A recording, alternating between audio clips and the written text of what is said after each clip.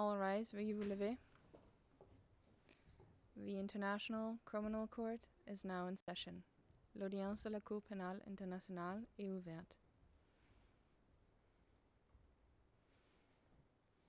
Please be seated. Veuillez vous asseoir.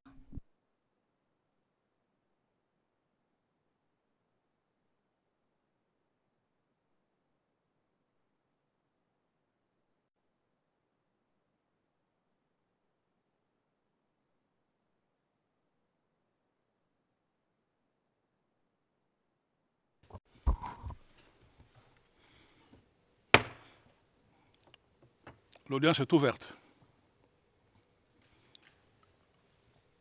Madame la greffière d'audience, veuillez annoncer l'affaire, s'il vous plaît. Good morning, Mr. President, Your Honors. Situation in the Republic of Mali in the case of the prosecutor versus Al-Hassan Abdul Aziz Ak Mohammed Ak Mahmoud, case reference ICC 0112-0118, and for the record, we are in open session. Merci beaucoup, Madame la greffière. Alors, avant de procéder aux présentations, je voudrais dire deux petites choses. La première, c'est que, comme c'est la première fois que nous nous voyons pour cette année 2022, je voudrais présenter à toutes et à tous mes vœux le meilleur et je vous souhaite un travail très fructueux. Madame la greffière, il y a du bruit dans les écouteurs. Ou bien c'est seulement pour moi? Non, c'est pour moi aussi. Yeah. Alors essayez de régler ça, s'il vous plaît.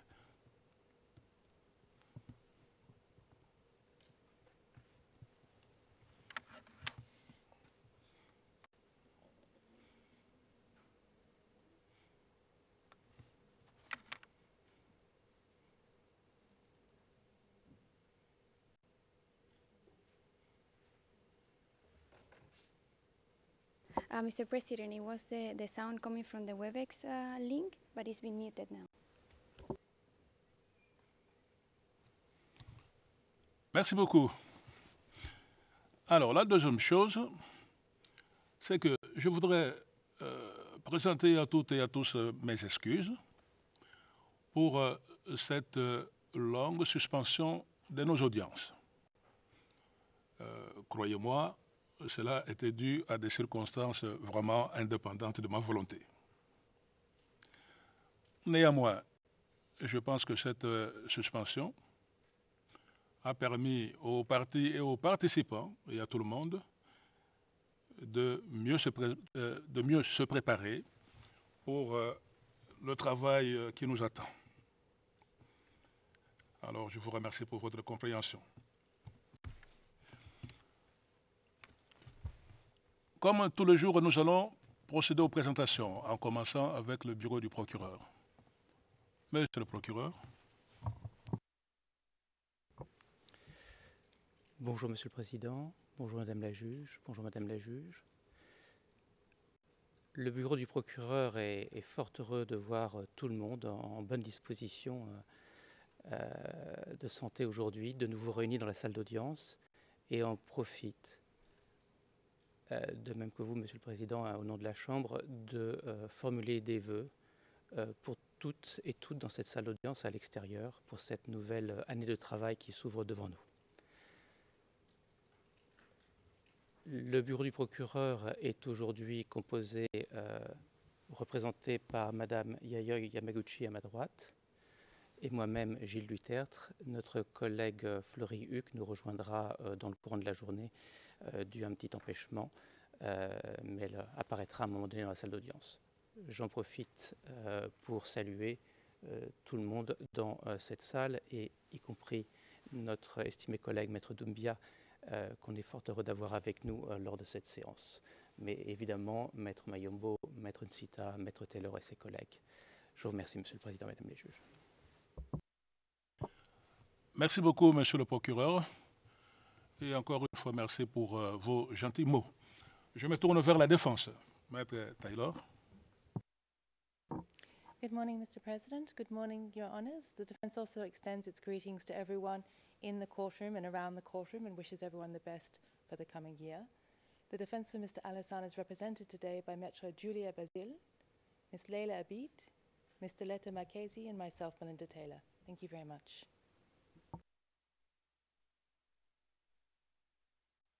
Beaucoup, Maître Taylor, merci pour vos vœux.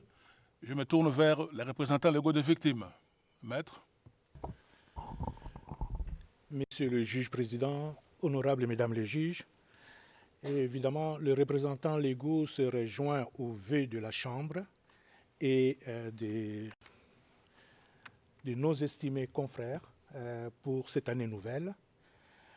Et nous saluons évidemment tout le monde ici présent dans ces prétoires, ainsi que l'équipe qui nous soutient et qui est aux alentours de la salle d'audience. Les victimes sont représentées à cette audience par Madame Anouk Kermiche, Madame Dipanga Biyeke Priske, par Maître Julie Goffin, par Maître Mayombo Kassongo, par Maître Sédou Doumbia qui nous suit depuis le terrain, et par moi-même, Maître Fidel Nsita Louvengika. Je vous remercie. Merci beaucoup, Maître Nsita, et également je vous remercie pour vos vœux. Ce matin, nous devons commencer l'audition des témoins, des représentants légaux des victimes. Mais avant d'écouter les témoins, les représentants légaux vont faire leur déclaration préliminaire. Alors, je ne sais pas qui va prendre la parole, parce que pour l'instant, je ne peux pas évidemment procéder à la déclaration solennelle du témoin en vertu de la règle 76, paragraphe 1er, parce que le témoin n'est pas disponible. Mais je passe la parole donc aux représentants légaux des victimes. C'est ce que nous allons faire. Oui, Monsieur le Président, le mot de circonstance de représentants légaux sera prononcé dans un premier temps par Maître, par Maître Doumbia Sédou, qui se trouve sur le terrain. C'est lui qui prendra la parole en premier. Et mon cher confrère Mayombo Kassongo poursuivra et clôturera ce mot de circonstance. Et ensuite, en fonction du calendrier de la Chambre, je ne sais pas s'il y aura une petite suspension d'audience où on va enchaîner. Alors, ça sera notre estimé confrère, Maître Julie Goffin, qui va procéder à l'interrogatoire principal de la victime. Je vous remercie. Merci beaucoup, Maître Nsita. Le programme est clair, je crois que tout le monde a compris. Alors, je souhaite la bienvenue à Maître Doumbia et, sans plus attendre, je vais lui passer la parole pour la déclaration préliminaire. Je signale évidemment que Maître Doumbia n'est pas avec nous dans la salle, mais il nous suit au loin et il est présent.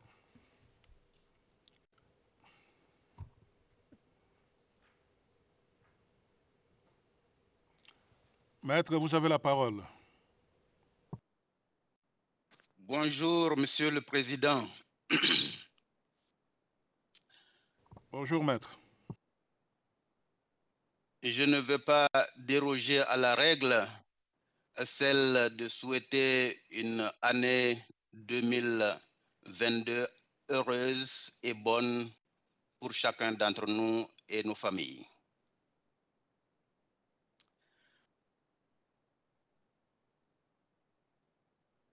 Monsieur le Président, honorables Mesdames les juges, je suis Maître Sédou Doumbia, au barreau du Mali, l'un des représentants légaux des victimes de Tombouctou. Dans cette affaire, le procureur contre M. Al-Hassane.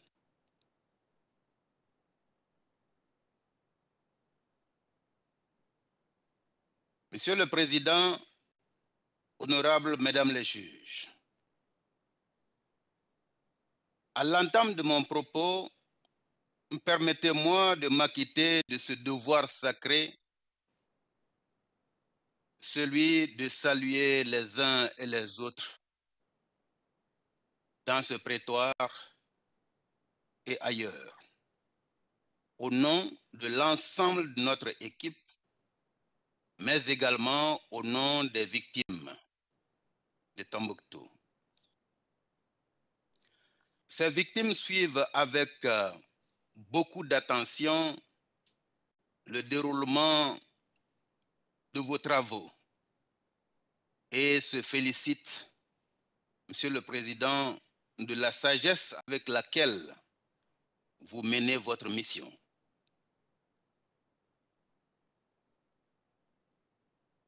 Je salue également nos estimés collègues, les membres du bureau du procureur, pour le travail mené de main de maître.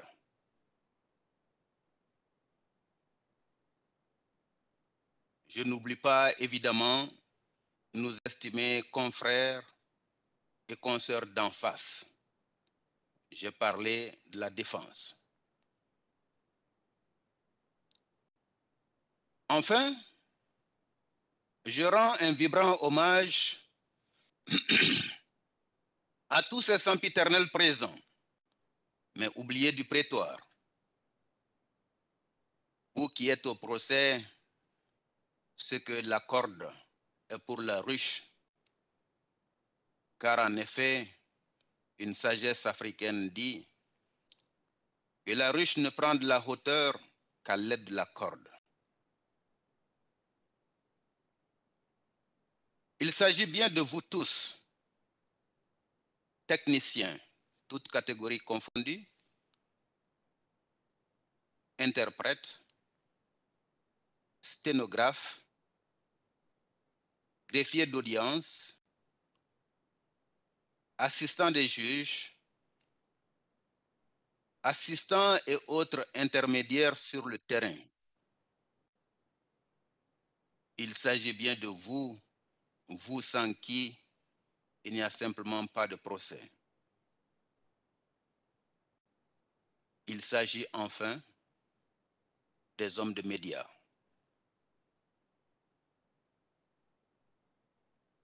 Monsieur le Président,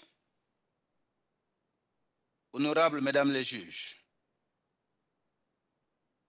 qui sont donc ces victimes au nom desquelles nous prenons la parole devant vous ce matin? Il s'agit de ces hommes, de ces femmes, de ces enfants qui ont été la cible de violations graves de leurs droits fondamentaux dès le début de l'année 2012, dans la partie septentrionale de la République du Mali.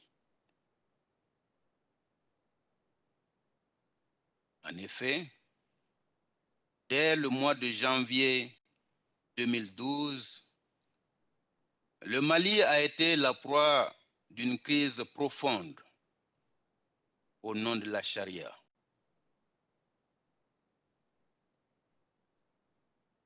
Simple rébellion au départ, les groupes armés se sont mués en force d'occupation djihadiste,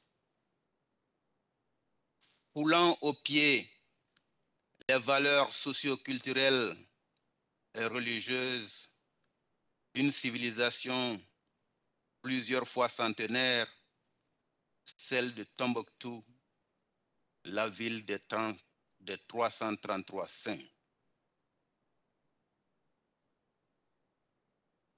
Monsieur le Président, honorable juge, les victimes dont vous avez autorisé la participation à la procédure jusqu'à ce jour sont au nombre de 1946. 1946. Ces victimes ont subi diverses exactions,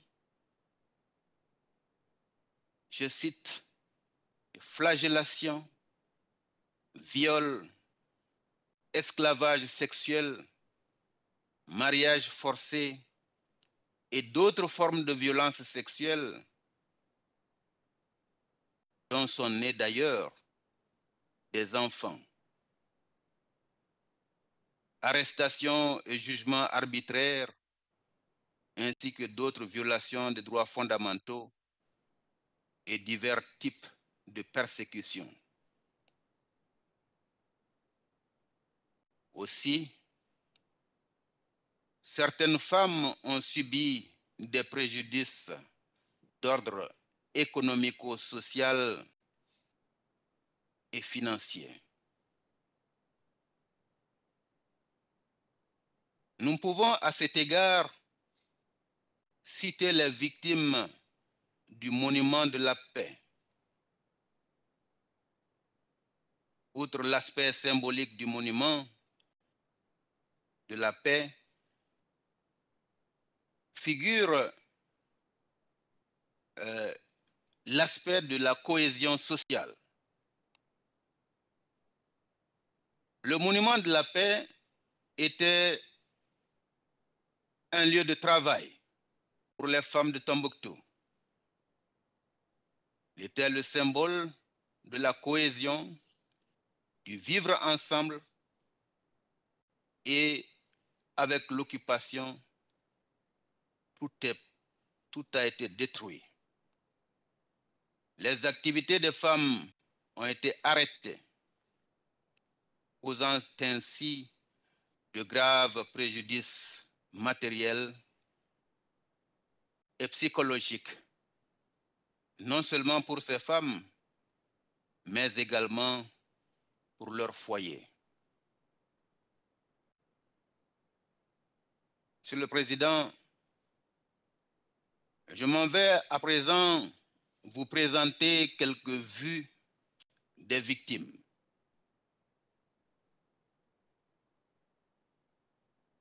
Premièrement, je vais vous entretenir quelques minutes de l'occupation djihadiste de Tombouctou.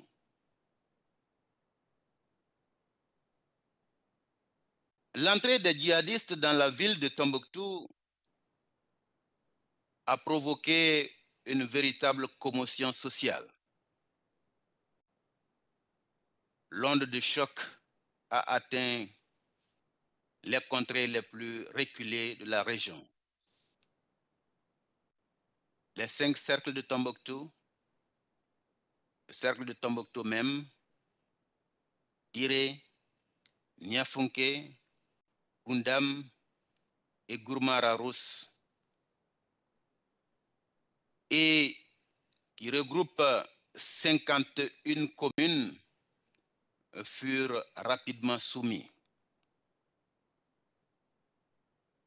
Au bout d'une semaine, la ville de Tombouctou s'est désespérément et drastiquement vidée de sa population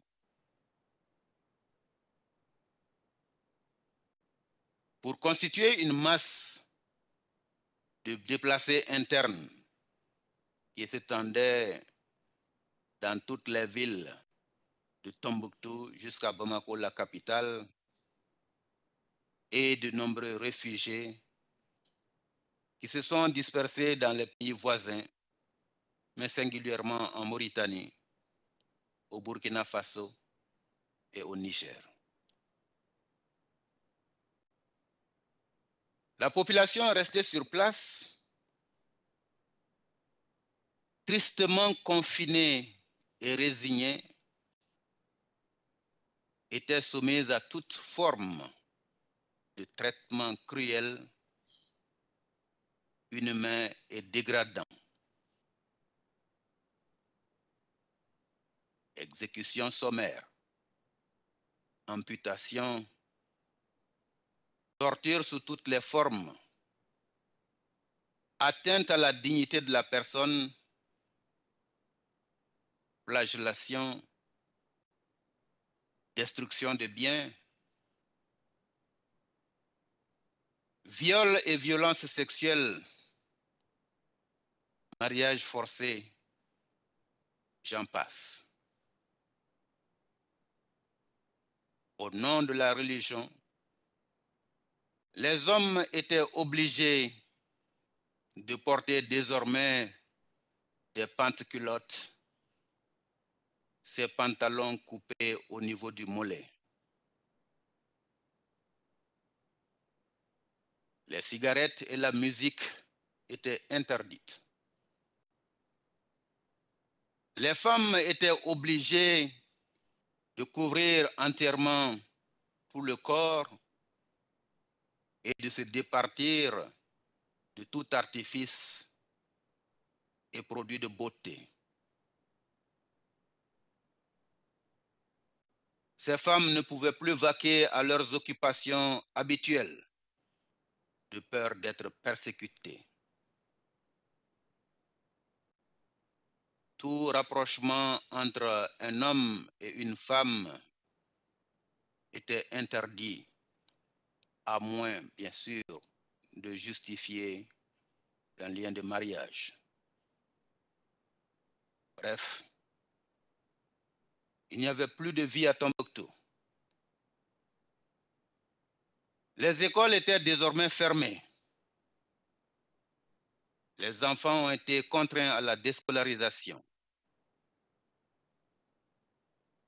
Les jeunes étaient obligés de se mettre au service de l'occupant djihadiste sous peine de sanction.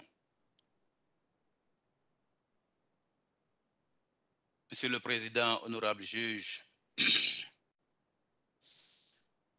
à ce niveau, il me plaît de partager avec vous cette anecdote qui retrace à la fois la manière dont les jeunes étaient recrutés pour rejoindre les djihadistes, mais également c'est l'histoire tragique de beaucoup de jeunes dont la vie a tourné radicalement en un laps de temps. L'histoire que je vais vous raconter est celle d'un jeune homme, j'allais dire de deux jeunes hommes, qui étaient des lycéens, mais qui, à cause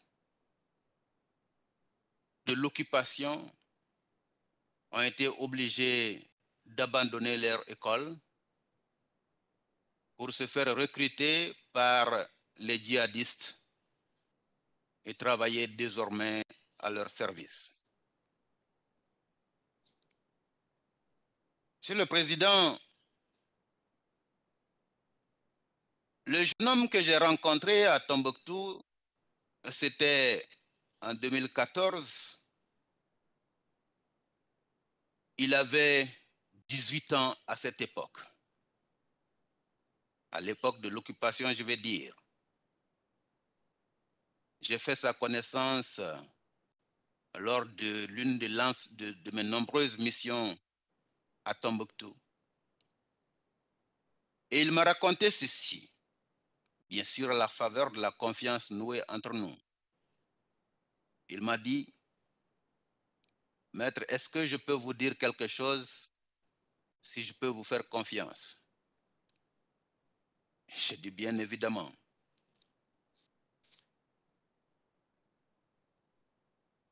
Je dois dire que nous étions en train de discuter, faire une sorte de sensibilisation sur les dangers de l'occupation à cette époque-là et le risque que couraient justement les jeunes gens. Lorsqu'il m'a demandé s'il pouvait me confier quelque chose, il m'a dit ceci. Vous savez, la vie n'est pas si simple. Même si nous n'aimons pas cette situation, quelquefois nous n'avons pas le choix. Et le jeune homme de continuer qu'il avait fait la rencontre d'un autre jeune garçon, lui un peu plus âgé que le premier, et ceci au sortir de la prière du crépuscule, me disait-il à la mosquée Sankoré. Le deuxième jeune homme qui lui demande « Mais qu'est-ce que vous faites en cette période de fermeture des classes ?» Lui qui répond que maintenant il était obligé de rester auprès de ses parents qui étaient d'un certain âge et qui naturellement étaient malades et personne pour s'en occuper, lui étant le premier garçon de la famille. Monsieur le Président, le deuxième garçon lui propose que s'il veut vraiment aider ses parents, que lui pouvait également l'aider à trouver du travail afin qu'il puisse s'occuper mieux de ses parents, car pour lui, il ne sert à rien de rester à côté de ses parents si on n'était pas en mesure de leur payer la moindre ordonnance quand ils tombent malades. Bien sûr, dit-il, il était très convaincu par cette déclaration du jeune homme et donc il s'est laissé aller et le lendemain, ce dernier l'avait conduit auprès d'un monsieur qui lui avait proposé un poste de chauffeur de sa Land Cruiser. En se quittant, il lui avait remis la somme de 50 000, certainement pour le motiver. Et alors, le jeune homme n'en revenait pas et il est retourné auprès de ses parents, leur a expliqué la situation qu'il a eue désormais du travail. Comme tous parents, ils lui ont donné ses bénédictions. Et le lendemain, dès 6 heures, il était aux portes de son employeur, son nouvel employeur. Et le travail commença. Ainsi donc, pour ne pas être long, il me dit à la fin de son histoire, mais regardez maître, ça fait 5 mois seulement que je travaille. Et au bout de 5 mois, j'ai réussi à faire partir mes parents à Bamako. J'ai acheté une maison pour eux. Ils sont maintenant à l'abri du besoin. Et mes frères et mes sœurs sont à l'école, le tout à mes frais. Comment pourrais-je parvenir à un tel succès, à une telle réussite, si je n'avais pas ce travail d'un djihadiste? Il ajouta qu'il ne regrettait pas d'avoir interrompu son travail, ses études, puisque toute sa famille était fière de lui. Voici, Monsieur le Président, honorable juge, l'histoire pathétique qui est l'histoire de beaucoup de jeunes de Tombouctou, et pas seulement de Tombouctou, mais de beaucoup de jeunes dans ces régions du nord du Mali qui ont rejoint les groupes djihadistes, non pas par conviction, mais quelque part par nécessité. Comme quoi, la pauvreté est le meilleur ferment du djihadisme ou du terrorisme. Monsieur le Président, continuons avec ces méfaits causés par les djihadistes. Nous ne pouvons nous empêcher de parler de la destruction des mausolées et d'autres monuments, y compris les tombes de saints qui ont été détruites, profanées même, dans la ville de Tombouctou. Au fait, les Tombouctiens ont été la cible de l'application de cette terrible formule qui consiste à dire qu'il faut battre les cadavres pour se faire respecter par les vivants. La ville de Tombouctou a été ainsi réduite à sa plus simple expression et l'histoire s'en souviendra des millénaires après. Venons-en maintenant à l'interprétation du mot charia. Ce mot qui a été évoqué longtemps et dont on ne s'est pas toujours bien accordé sur l'interprétation qu'il fallait en faire au cours de ce procès. Les victimes souhaiteraient attirer votre attention, Monsieur le Président, honorable juge, sur ce mot qui, dans le langage courant malien à Tombouctou, désigne bien sûr la loi islamique.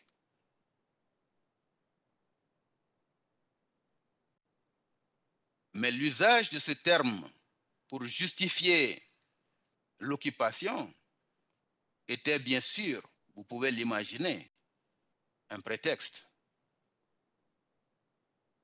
Les djihadistes entendaient simplement appliquer la loi islamique à une ville, Tombouctou, de culture et de tradition islamique depuis des siècles. Cette ville aux 333 saints, donc profondément ancrée dans l'islam. L'objectif était bien sûr de s'attaquer à ce symbole et le détruire aux yeux du monde. Ceci étant dit, prosaïquement, la charia signifie simplement la justice dans le langage du commun du mortel malien. Le Mali, bien sûr un pays laïque, mais où 90% de la population se dit musulman. Aussi, le terme de charia se traduit communément par ce qui est juste, ce qui est correct, selon la tradition islamique. Ainsi, pour dire que cette affirmation ou tel jugement n'est pas correct, on dira simplement ceci n'est pas de la charia. La charia, telle qu'appliquée par les djihadistes à Tombouctou, celle qui consistait à couper les mains d'un voleur, à flageller ou couper, ou à flageller des couples sur la place publique en guise de sanction pour adultère, n'a jamais existé à Tombouctou. Les djihadistes n'avaient, pour ainsi dire, rien à enseigner sur la pratique de la foi islamique à Tombouctou. Ceci étant dit, quelle est la perception des viols, des violences sexuelles dans la culture de Tombouctou? Comme dans la plupart des cultures africaines, le sexe est tabou à Tombouctou. Les viols et violences sexuelles sont considérés comme des souillures majeures, indélébiles et un motif de bannissement total. C'est pourquoi une femme ne dira jamais directement qu'elle a été victime ou qu'elle a fait l'objet de violences ou de viols ou de violences sexuelles. Elle niera toujours ce fait ou utilisera toujours un langage qui ne correspond pas à la réalité des faits subis. Par exemple, une femme violée vous dira que tel homme lui a fait du mal. Si elle est assez courageuse, elle vous dira, elle m'a obligé de dormir avec lui. Ou encore, il m'est tombé dessus.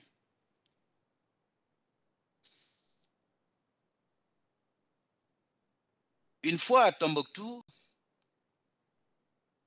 autre anecdote,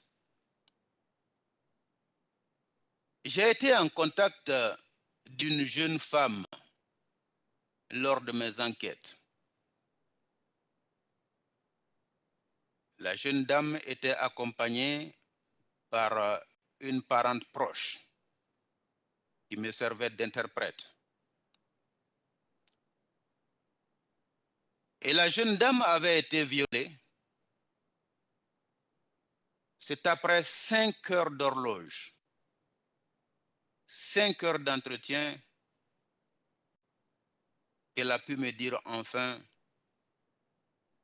qu'elle avait subi des choses désagréables de la part d'un homme. J'ai alors, même ne comprenant pas la langue, j'ai senti l'insistance de sa parente pour expliciter davantage son propos, elle pensant que je n'étais pas en mesure de comprendre la gêne ou la réserve de cette jeune dame. J'étais intervenu pour lui dire qu'il n'était pas nécessaire de la pousser à expliciter tout, que j'étais en mesure de comprendre ce qui s'est déjà passé. Monsieur le Président, honorable juge, à ces mots, la jeune dame a simplement couvert la tête avec un voile qu'elle portait et n'a plus jamais soulevé le visage. C'est pour vous dire qu'il n'est pas facile dans la culture de Tombouctou, excusez-moi,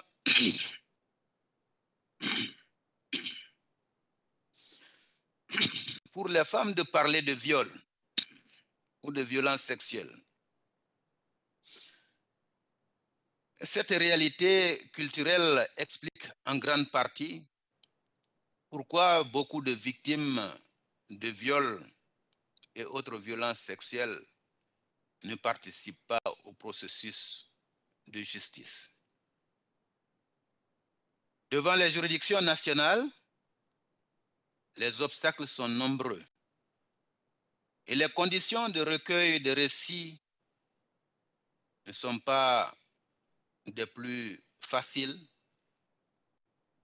En tout cas, en ce qui concerne les victimes des violences sexuelles qui ont peine à s'exprimer sans entrave psychologique ou d'ordre culturel.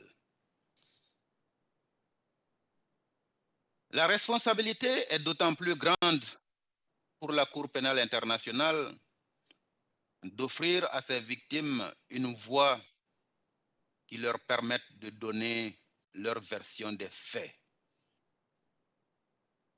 Et c'est dans cette voie qu'il nous appartient à tous de les accompagner et de les représenter.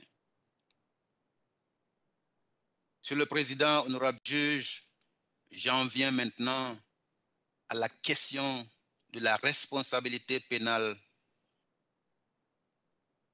des occupants djihadistes. Les victimes participantes à la présente procédure sont d'avis que la responsabilité pénale des djihadistes dans la commission des multiples violations endurées dans la ville de Tombouctou et sa région, ainsi que leur population, est totale et indiscutable. Cette responsabilité pénale est à rechercher dans les faits, les comportements les paroles, les gestes, les écrits et même le silence des chefs de ces groupes djihadistes qui tenaient les rênes du pouvoir à Tombouctou à cette époque. Ces chefs ne peuvent se soustraire de leurs responsabilités pénales sous aucun prétexte. Les victimes ne doutent pas que la justice pénale internationale, celle de la Haye, la justice que vous incarnez, est la seule capable de rechercher et de poursuivre efficacement ceux qui portent les plus hautes responsabilités des nombreux drames survenus à Tombouctou pendant l'occupation. Monsieur le Président, maintenant, je vais détailler quelques préoccupations des victimes. D'abord, la question sécuritaire, première préoccupation. La question sécuritaire, Monsieur le Président, honorable juge, revêt deux dimensions essentielles. Celle relative à la protection de la vie et de l'intégrité physique et psychologique des victimes et de leurs familles, et celle relative à la participation des victimes à la procédure.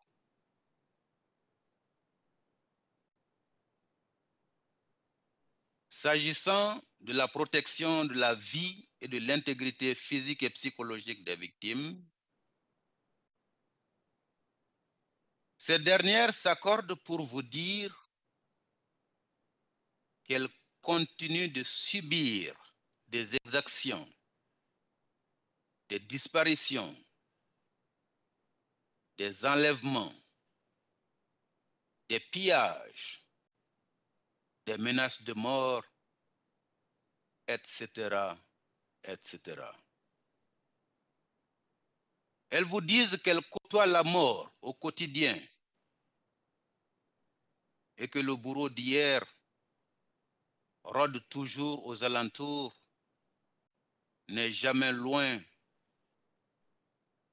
et qu'il est capable à tout moment de causer de graves préjudices à la population. La seconde dimension de la question sécuritaire, d'ailleurs liée à la première, est celle de la participation des victimes à la procédure. En effet, les victimes participantes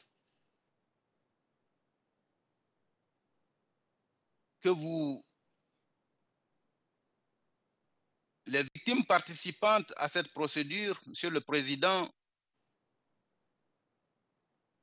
que vous avez autorisées, bien sûr, il s'agit de celles que vous avez autorisées, ne constituent que la partie visible de l'iceberg. En réalité,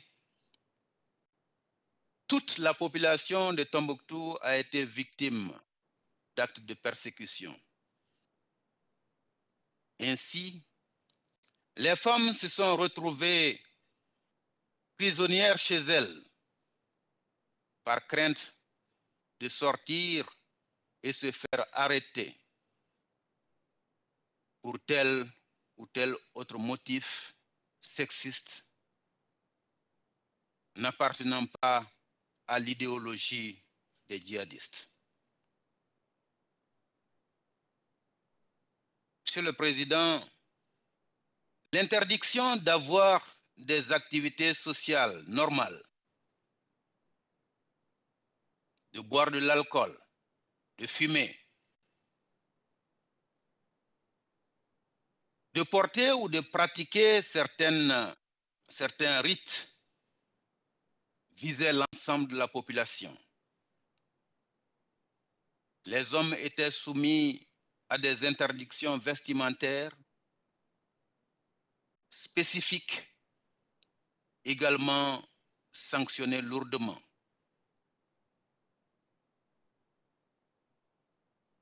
Nombreuses sont les victimes qui n'osent pas faire valoir leur statut de victime par crainte d'une seconde victimisation. C'est pourquoi les victimes, profondément préoccupées par cette situation sécuritaire, s'interrogent sur le rôle dissuasif de cette haute juridiction qu'est la Cour pénale internationale. Autre préoccupation, la faible représentation des victimes. Les représentants légaux des victimes déplorent le fait qu'à cause de cette insécurité persistante dans les régions du Nord, à Tombouctou singulièrement, mais également à cause de la pandémie de coronavirus, ils n'ont pu faire aucun déplacement à Tombouctou sur le terrain, encore moins dans les cercles de la région pour rencontrer et enregistrer les victimes. Ainsi, les représentants légaux ressentent ce sentiment de devoir inachevé, sachant que des centaines de victimes n'ont pu participer à la procédure à ce stade. Les représentants légaux relèvent également un accès difficile à beaucoup de victimes qui se trouvent dans les zones inaccessibles à cause de l'insécurité. Autre préoccupation, Monsieur le Président, honorable juge, il s'agit du petit nombre de témoins des victimes. Nous voici, Monsieur le Président, honorable juge, arrivés au moment de la présentation de la cause des victimes. C'est le moment par excellence pour démontrer que la participation des victimes à la procédure n'est pas que symbolique, mais que cette participation est effective, efficace et efficiente. Les circonstances invoquées ci-dessous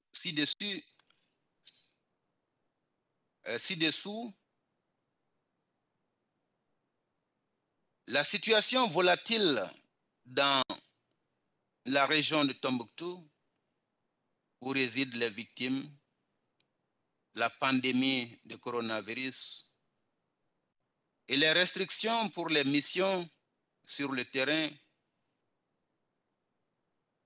où les faits se sont déroulés, ainsi que l'agenda de cette chambre de première instance 10, qui prône la célérité dans la procédure et le temps limité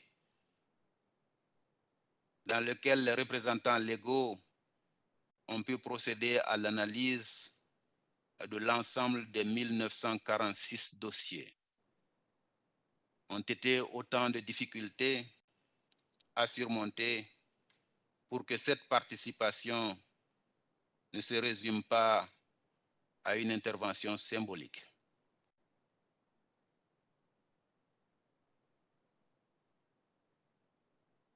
Certaines chambres de première instance, comme la chambre de première instance 2 dans l'affaire le procureur contre Germain Katanga, ont bien reconnu que les victimes pouvaient constituer une troisième voie. Nos clients restent préoccupés par cet état de choses et se demandent si les victimes occupent une place importante dans l'esprit des juges dans ce procès. À ce niveau, Monsieur le Président, je leur ai dit qu'ils doivent s'assurer que la justice internationale est comme un éléphant dans la savane. Vous savez, Monsieur le Président, dans la savane herbeuse, il y a un proverbe africain qui dit que celui qui marche après l'éléphant dans la savane herbeuse se moque de la rosée.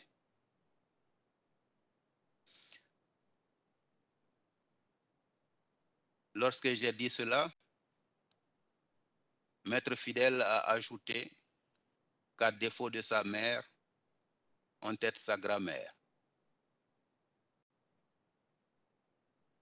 Et mon estimé confrère Mayombo a traduit cela en disant, à défaut de ce qu'on aime, on se contente de ce qu'on a.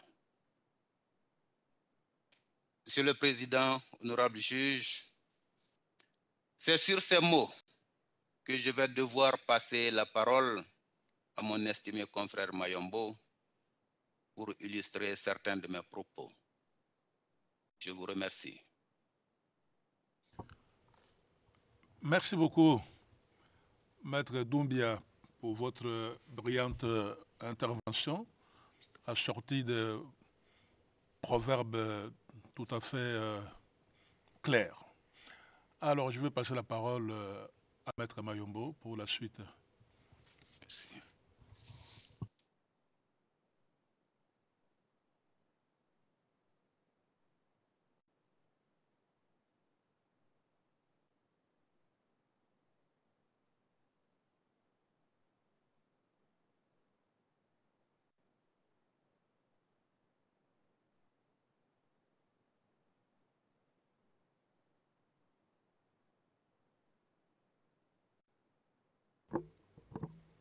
Merci beaucoup, Monsieur le Président. Mesdames les juges,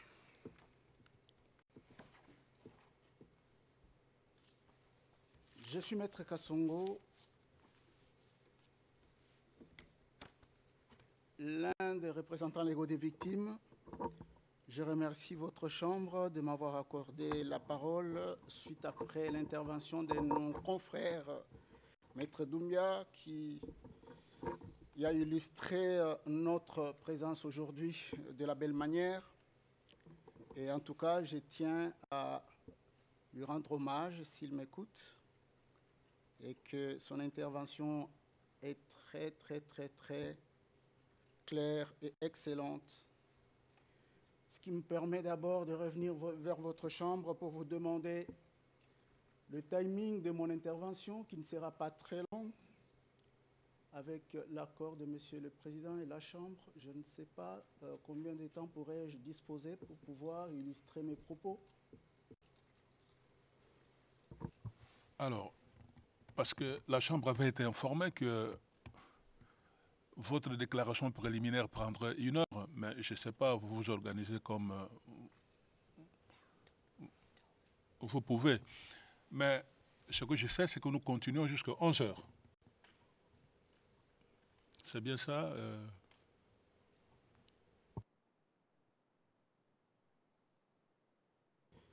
Merci. Alors,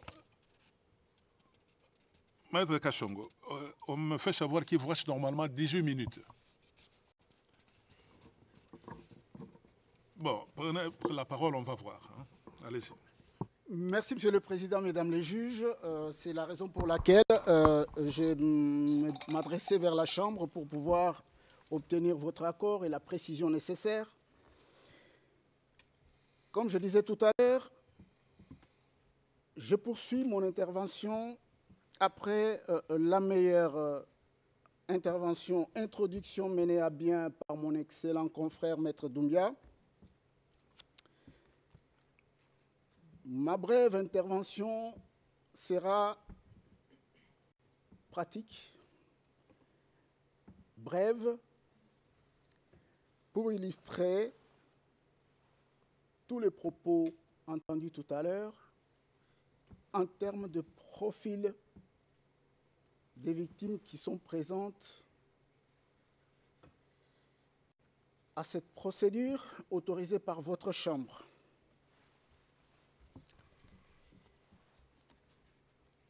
Mon intervention sera basée d'abord sur les allégations liées au bâtiment, dans un premier temps, et dans un deuxième temps, des faits allégués dans les cadres de violation des libertés fondamentales, ce qui va illustrer exactement les propos de mon confrère, Maître Doumbia. Monsieur le Président, Mesdames les juges,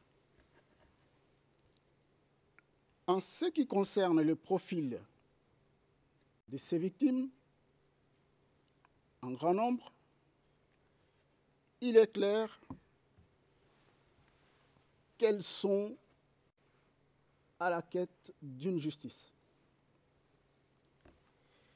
Comme elles répondent à la question posée dans le formulaire adopté par votre Chambre,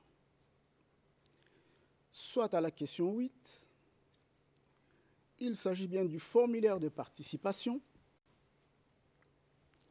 où il est demandé à chacune des victimes participantes la raison de sa demande de participation.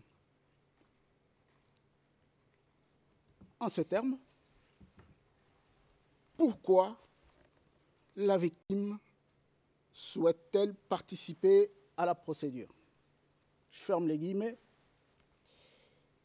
Et toutes les victimes présentes se prononcent sur une phrase, j'ouvre les guillemets,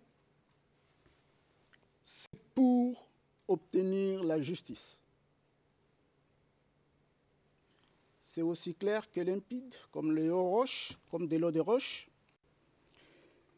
Monsieur le Président, votre Chambre a principalement consacré le principe de la publicité des débats.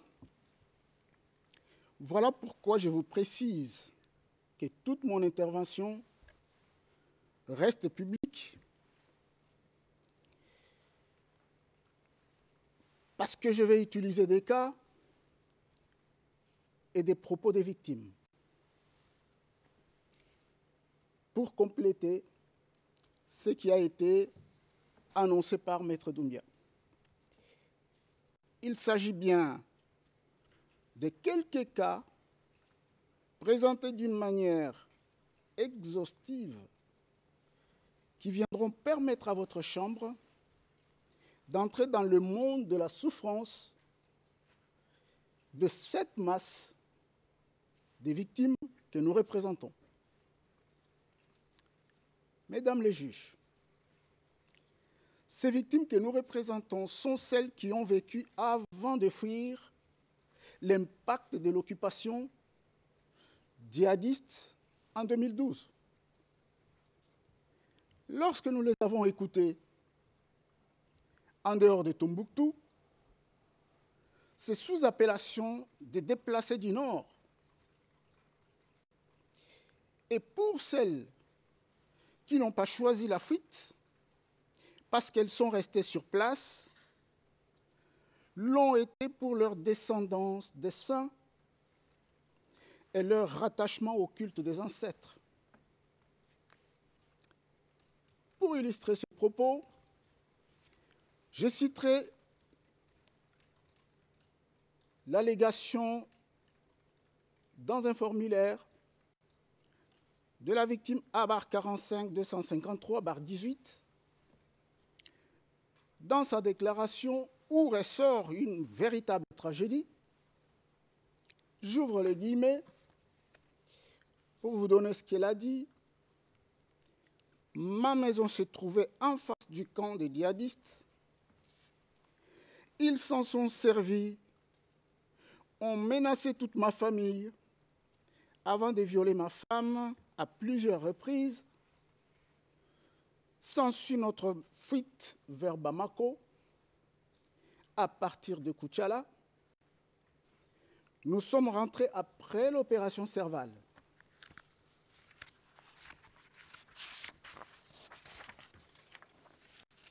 Dans leur majorité, ces victimes présentes à ce stade de la procédure ont vécu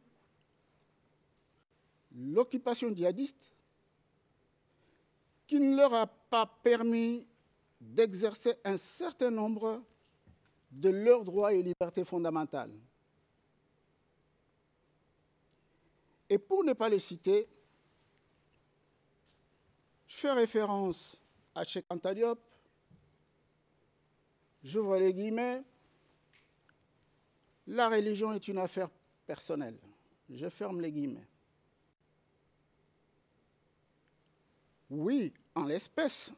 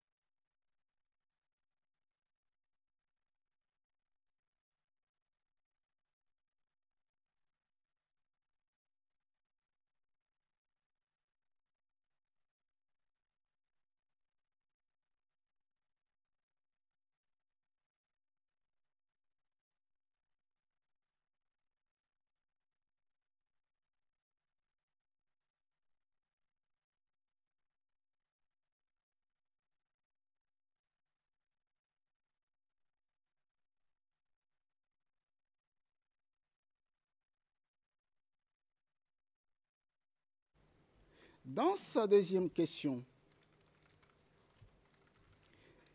question relative à la description de crimes que la victime raconte, des faits qui vont éclairer la religion de votre chambre.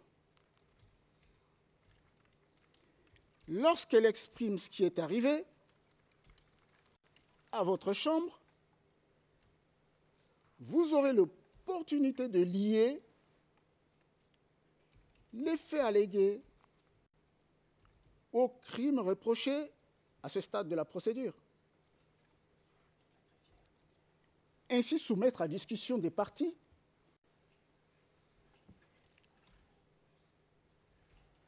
comme la procédure l'exige.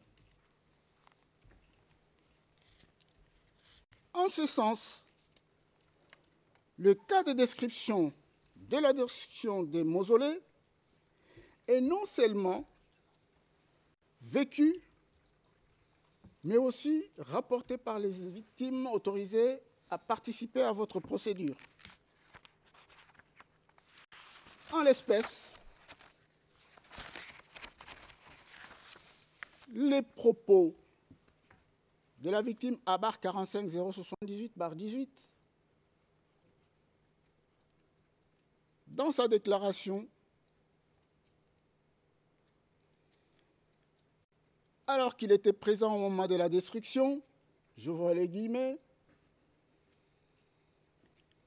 j'ai été attaqué à plusieurs reprises par les rebelles djihadistes.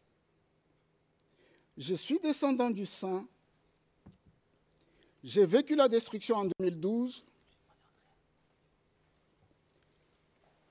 journée de la démolition de notre mausolée, lieu où est enterré mon ancêtre. Mesdames les juges, les victimes rapportent des récits de destruction avec détail et précision en relation avec d'autres crimes reprochés. Et votre chambre, à ce stade de la procédure, ne manquera pas de jeter un regard. Ce sont des faits réellement vécus qui ont fait couler beaucoup de sang, le sang bien sûr des victimes, alors même que parfois, elles se trouvaient surtout en milieu carcéral. Tel est le cas de ce drame vécu durant l'occupation par la victime A-45 248-18, déclarant que, je cite, j'ouvre les guillemets, « J'ai vécu ces événements en 2012. J'ai été violée par 2 hommes qui m'ont emprisonnée pendant un jour et une nuit. J'ai souffert, je suis malade. C'était par 2 hommes armés, un noir et un blanc. Les faits s'assemblent et se ressemblent dans toute la ville de Tombouctou. Les noms des quartiers, comme disait mon confrère dans ce tableau tellement bien peint, que les quartiers de toute la ville de Tombouctou étaient concernés, touchés, ce qui explique la masse des formulaires remplis avec référence à chaque quartier de la ville. Monsieur le Président, le sens de la phrase « on est mieux que chez soi », c'est-à-dire dans sa maison, n'avait plus de sens en 2012. Il s'agit bien du bonheur, bonheur familial, bonheur de vivre en famille, chez soi, en toute tranquillité, qui n'existait pas en 2012, au moment de l'occupation. Tel est le cas de la victime à barre 20-33-33-19 qui raconte que je suis d'Abaradjou. Les djihadistes sont venus détruire notre mausolée.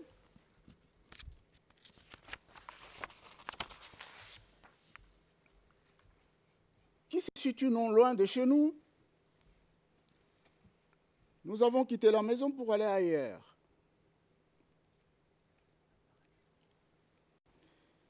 Mesdames les juges, Monsieur le Président, l'occupation n'a pas permis les femmes et les hommes de vivre en paix et en famille. Et pour les victimes qui pouvaient aussi exercer un métier, une activité exigeant la circulation, le commerce ambulant, de ville en ville,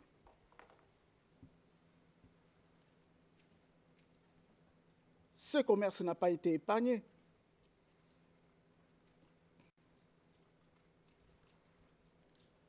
La plupart ont vu le stock de marchandises qui violait la charia tout simplement détruit.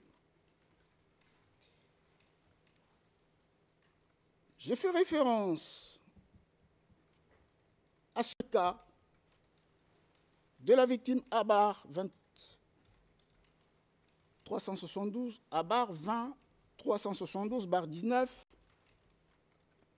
qui en juin 2012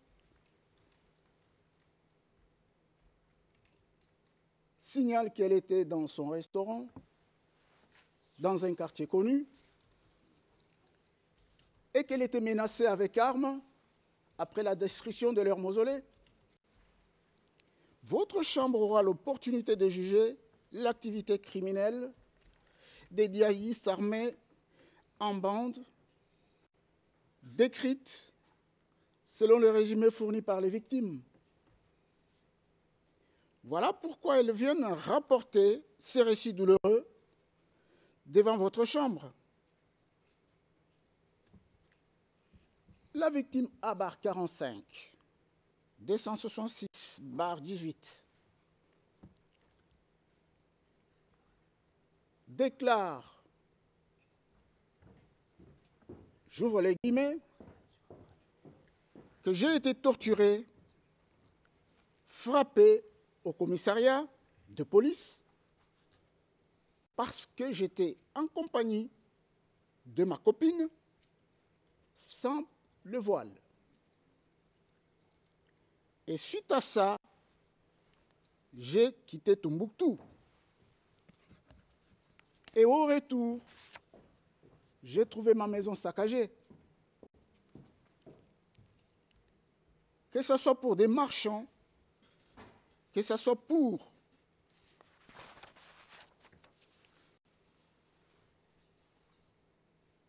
le grand commerce ou les boutiquiers,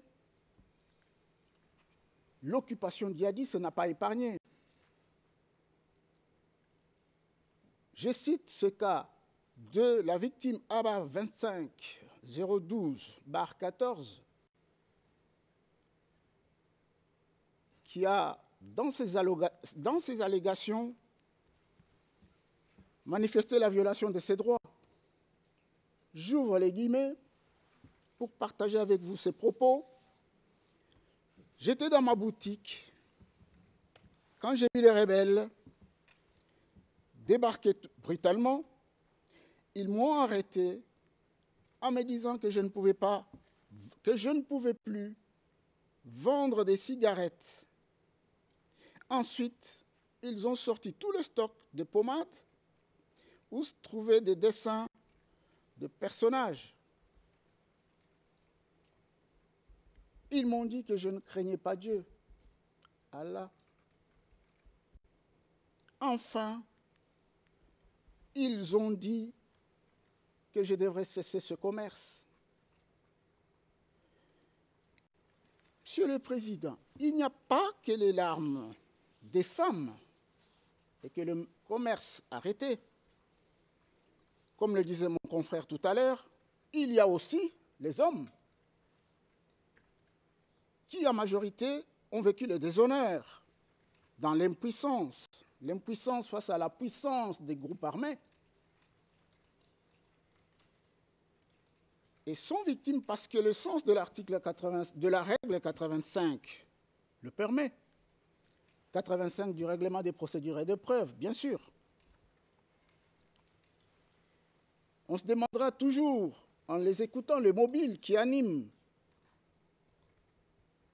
l'interruption de ces activités ou la cessation des libertés fondamentales. Et pour répondre à cette question, l'exercice a consisté à la lecture des différents modes opératoires selon les quartiers composant la ville, aux yeux des interdits issus de la charia. Lorsque le voile n'est pas conforme à la lecture du djihadiste, la victime n'a pas d'autre alternative. C'est le cas de Abar 45-283/18 qui déclare,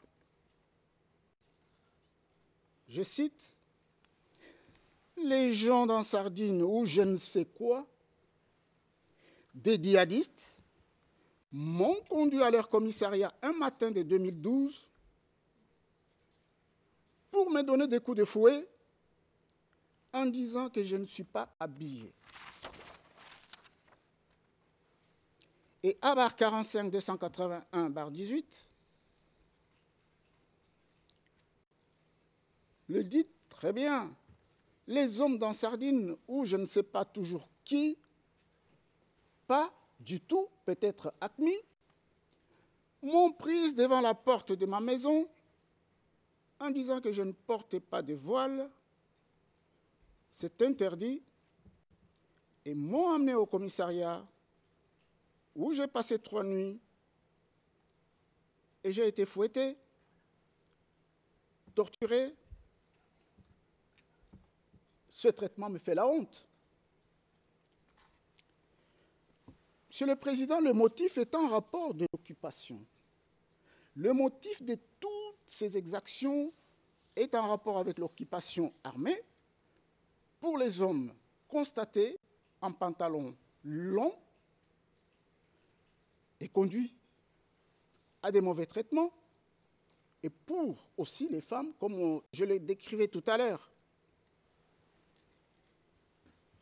Abar 45, Abar 20, 151/19, qui s'est trouvé assis chez lui, dans son quartier connu de la ville, déclare ce qui lui est arrivé, j'ouvre les guillemets, je suis chez moi, un jour de mai, vers 17h, quand j'ai vu 4 hommes venir me dire que mon pantalon était très long et de l'enlever devant les membres de ma famille présents, j'ai refusé. Ils m'ont conduit pendant 3 jours en incarcération. Monsieur le Président, Mesdames les juges, il y a des scènes de poursuite décrites toujours dans les faits, dans ces formulaires, à la question 2, à la réponse que vous posez aux victimes, pour quel fait viendraient-elles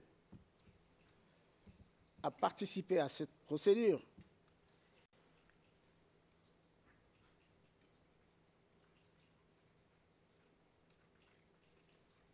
Ces scènes, comme je le disais tout à l'heure, d'interpellation, des sanctions ponctuées, sans considération de la fragilité des personnes ni de leur dignité, sont des graves violations. Parce qu'on parle de dignité et de fragilité, Abar 45 379/18. Maître, normalement, le temps qui vous a été imparti est épuisé. Alors, nous allons chercher une solution de compromis. Comme nous nous arrêtons à 11h, alors la Chambre vous offre les 10 minutes qui restent pour vous organiser, de sorte que, à la reprise, nous puissions commencer directement avec les témoins. Ça vous va? Merci beaucoup, Monsieur le Président, Mesdames les juges. Je vais surfer, survoler, si vous me permettez le mot, afin de ne pas consommer le temps pour rester dans le timing fixé par votre Chambre. Je pense que j'irai très vite vers la conclusion de mes propos. Merci beaucoup. Allez-y, maître. Lorsque j'entends Abar 45 281/18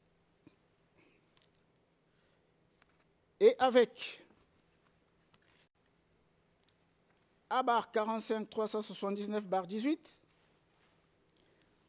la dignité et la fragilité apparaissent dans ces propos, dans leurs allégations. J'ouvre les guillemets pour partager avec vous.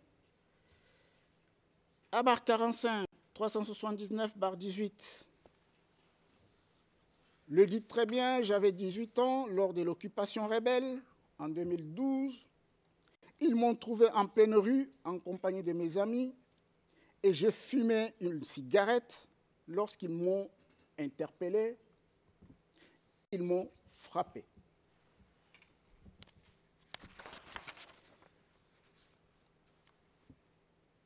L'abondance de ces faits me pousse à citer, comme l'a fait si bien mon confrère, pour aller très vite vers la fin de ses propos, William James, le philosophe américain, qui dit que la vérité est trop riche pour être saisie d'un seul regard.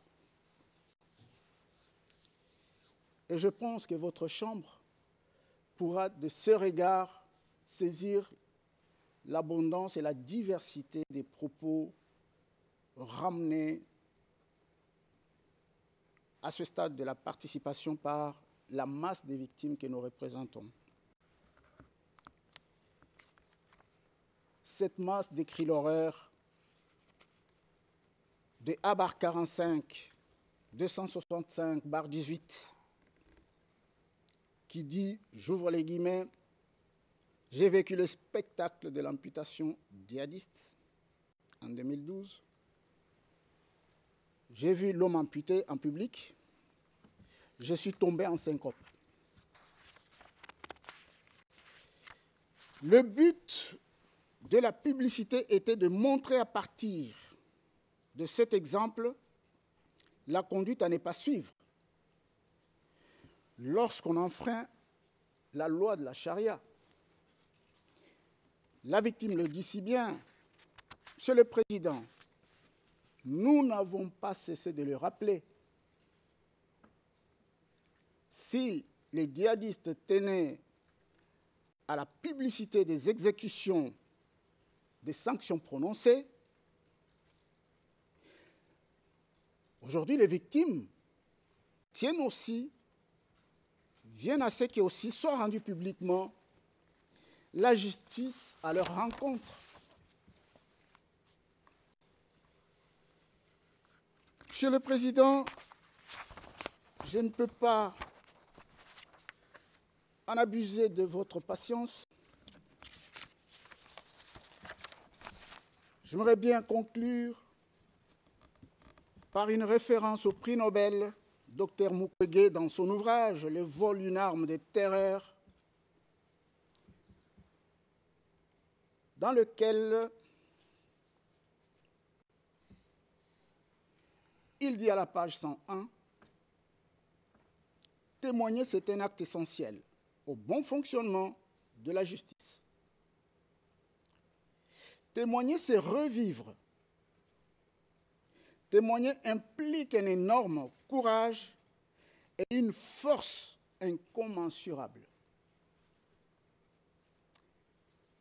Monsieur le Président, Mesdames les juges, toutes ces victimes attendent de votre Chambre, après les débats qui auront lieu à ce stade de la procédure, que celle-ci emprunte le chemin de la vérité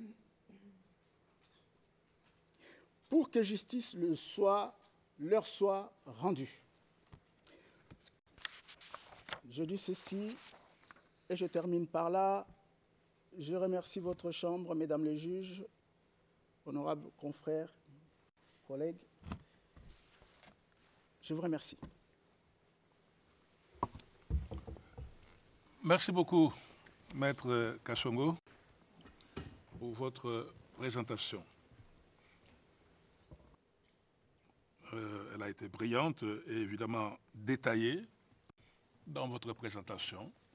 Vous avez mis en avant les propos des victimes elles-mêmes. Je vous remercie. Alors, avant de conclure notre première session, j'aimerais m'assurer auprès du greffe que la communication a été rétablie et que immédiatement, lorsque nous revenons, nous allons commencer avec notre témoin. C'est bien ça, Madame la greffière? Yes, Mr. President, we will establish a connection and then we will test it as soon as we come back. We can have the witness testimony.